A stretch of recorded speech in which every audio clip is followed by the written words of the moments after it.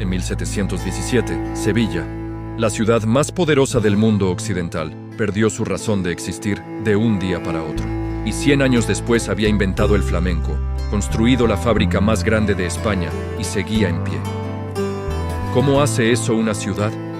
Esto es Sevilla en el siglo XVIII. Para entender la historia de Sevilla en ese siglo, hay que entender una sola institución, la Casa de Contratación. Desde 1503, este organismo gestionaba en exclusiva todo el comercio entre España y las Américas. Si querías embarcar mercancías hacia el Nuevo Mundo, pasabas por Sevilla. Si llegaba plata de México o Perú, llegaba a Sevilla. No había otra opción. Era la ley. Eso convirtió a Sevilla en algo que muy pocas ciudades han sido en la historia. Un monopolio geográfico del comercio global. Una sola ciudad controlaba la riqueza de un imperio que abarcaba 2 continentes. Pero había un problema que llevaba décadas haciéndose más evidente. El río Guadalquivir, el mismo que había hecho grande a Sevilla, estaba traicionándola. Los barcos del siglo XVIII eran más grandes que los del siglo XVI. Y el Guadalquivir, con sus bancos de arena y sus curvas cerradas, ya no los aguantaba. Los navíos encallaban, los cargamentos se perdían o retrasaban. Era un desastre logístico que costaba millones. Felipe V, el primer rey Borbón de España, tomó la decisión en 1717. La Casa de Contratación se trasladaba a Cádiz, y entonces el rey firmó un decreto, un documento oficial, y Sevilla lo perdió todo de golpe. ¿Qué pasó exactamente? Los comerciantes empezaron a marcharse, las casas de negocios cerraron. La ciudad, que había tenido 150.000 habitantes en su época de esplendor, vio cómo su población caía hasta los 80.000. Y aquí es donde empieza la historia que casi nadie cuenta. Imagínate que eres un viajero extranjero. Llegas a Sevilla en 1750. No sabes nada de su historia. Solo ves la ciudad por primera vez. La Giralda lleva 900 años en pie. La construyeron los árabes en el siglo XII con rampas en lugar de escaleras, para que el almuédano pudiera subir a caballo a llamar a la oración. Hoy tiene 24 campanas, y cada una tiene nombre propio. A sus pies, la catedral. Cuando los canónigos decidieron construirla en 1401, querían la iglesia gótica más grande del mundo. Hasta el día de hoy así sigue siendo, y dentro está enterrado Cristóbal Colón. Junto al río, la Torre del Oro. 5 siglos en pie, construida por los almohades para defender el puerto. En 1760, en pleno siglo XVIII, le añaden la pequeña cúpula que corona la torre hoy. Es prácticamente el único cambio visible que ese siglo le hace. Y el Alcázar, el palacio real más antiguo en uso de Europa.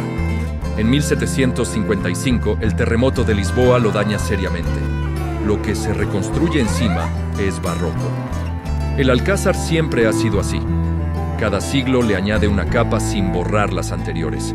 Pero el cambio más importante que el siglo XVIII le hace a Sevilla en piedra no es ninguno de estos. En 1785, Carlos III convierte la Casa Lonja, un edificio del siglo XVI, construido como bolsa de comercio del imperio, en el Archivo General de Indias. 80 millones de páginas, mapas, cartas, diarios de exploradores, censos de poblaciones enteras. La memoria escrita de 2 continentes, reunida en un solo edificio. Hoy es patrimonio de la humanidad y está a 20 metros de la catedral. Este edificio lo conoce todo el mundo. Es la Universidad de Sevilla. Decenas de miles de estudiantes entran y salen de aquí cada día. La mayoría no sabe que en el siglo XVIII esto no era una universidad. Era una fábrica, la fábrica más grande de España. En 1728 empiezan las obras de la Real Fábrica de Tabacos de Sevilla. El tabaco llegaba de Cuba y Venezuela, se procesaba aquí y se distribuía por toda Europa. Era un negocio descomunal para la corona española. El edificio que construyen es más parecido a una fortaleza que a una fábrica. 185 metros de largo, un foso que lo rodea por completo, torres de vigilancia en las esquinas. La razón es simple. Dentro se trabajaba con algo que valía dinero real y había que protegerlo del robo. La vigilancia era constante. Trabajaban 10.000 personas, la mayoría mujeres. Las cigarreras sevillanas, mujeres que llegaban al amanecer, que tenían permitido llevar a sus hijos al trabajo, que comían, dormían y criaban a sus familias en el radio de este edificio. Una cultura propia dentro de los muros de una fábrica. 80.000 personas. Eso es Sevilla en 1750. Y la diferencia entre vivir bien y vivir mal es absurda.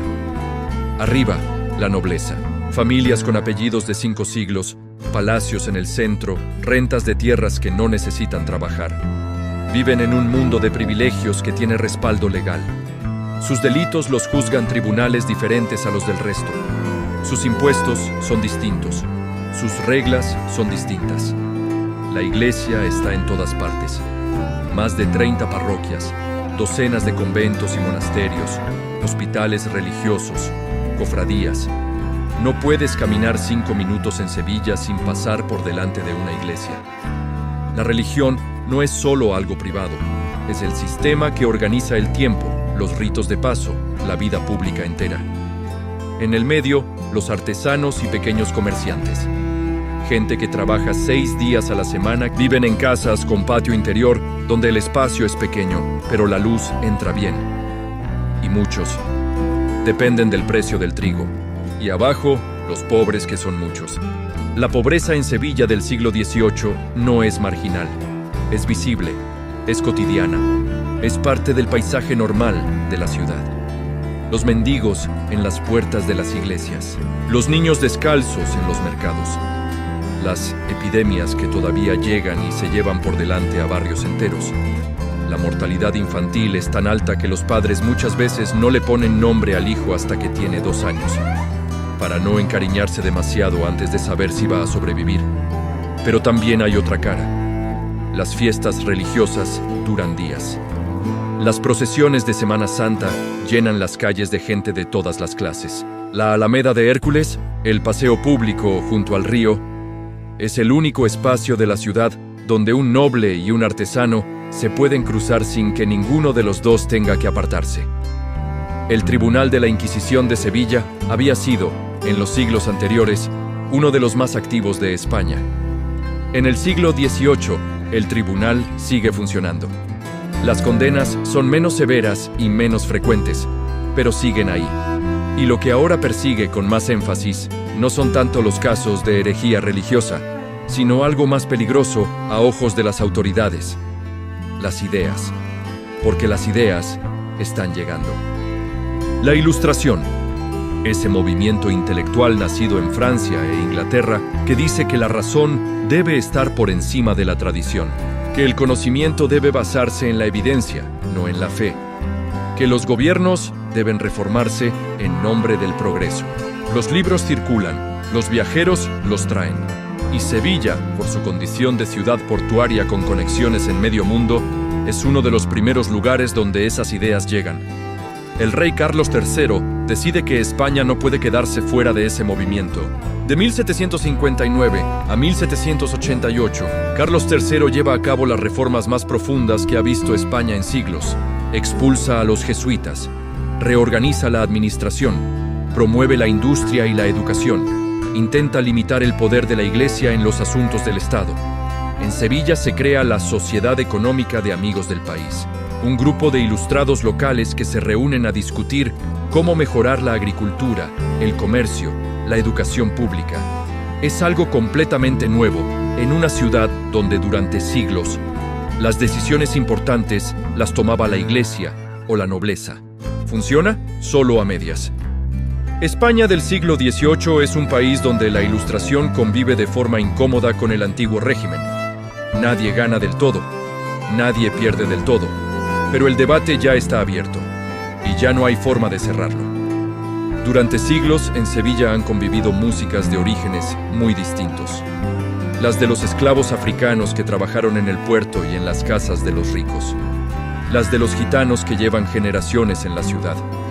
Los ecos de la música morisca que quedó después de la Reconquista. La devoción popular que se canta en las procesiones. En el siglo XVIII, eso todavía no tiene nombre, no es una cosa reconocida. 50 años más tendrá nombre. Se llamará Flamenco. En el siglo XVIII Sevilla pierde el monopolio, pero no se cae. Se reorganiza, archivo, fábrica y reformas. No vuelve a ser lo que era y aprende a vivir sin eso. Yo soy Max. Gracias por viajar conmigo al pasado, para entender lo que hoy tenemos delante. Y ahora dime en comentarios, ¿qué ciudad, lugar o momento histórico te gustaría ver reconstruido? Nos vemos en la próxima era.